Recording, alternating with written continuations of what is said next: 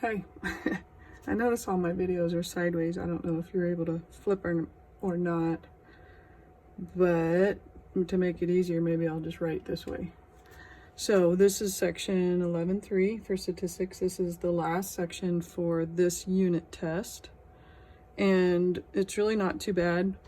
You're basically dealing with two means, two sample means, right? Well, they take samples to determine whether two population means are following the null hypothesis or an alternative hypothesis. So your null hypothesis is going to be that the first mean equals the second mean. Your alternative will be either the first one is greater than the second one, the first one is less than the second one, or the first one does not equal the second one. The difference between 11.3 and 11.2 is that these means are independent. So when we go to StatCrunch, in other words, they're not paired responses, unlike an 11.2 where it was like, oh, the same baby was looking at this toy versus that toy, so those two results belong to that baby. So we had to pair those two results together. But in 11.3, they're just independent. You just get like the mean of, what was an example? How fast a person walks getting off an airplane versus how fast an average person walks getting on an airplane. So it wasn't measuring the same person each time. It was just, here's a group of people getting on the plane, what's their average speed? Here's a group of people getting off the plane, what's their average speed? So they're not paired, they're independent. So everything in this section will be independent. So you're going to use stat, t-stats. Why do we use t-stats? Because they're means instead of proportions. To sample, because you have two different sample means that you're comparing to each other.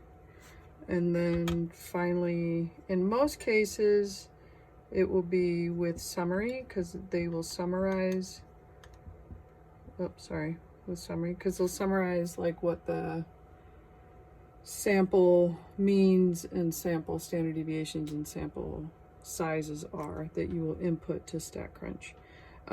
I think there's one where you will do with data, but I talk about that very specifically in the homework cues. And that's about it. I don't think this is too difficult of a section. I think it's pretty good compared to what you've been doing.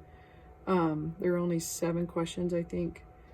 And the one final takeaway is there's one question that addresses this, but the bottom line is in statistics, if we find that something has a correlation, you know, we say, oh, hey, it looks like the students who went to the community college first and then transferred to a 4-year institution, they took longer in general to get their degree than someone who just went directly to a 4-year institution. So that's an example of one of the questions. So just because there is that correlation that it took them longer if they went to a community college does not mean that it's the community college that caused that length in time. So correlation does not imply causation, and this is a huge takeaway in statistics. Just because something's correlated, you have not proved that that entity is what caused, you know, the result. So it doesn't necessarily mean that the community college itself caused the longer time to get a degree. There could have been other factors that would have caused that. So I think that's it. Let me know if you have any questions, and just keep hanging in there. I'll talk to you soon. Bye.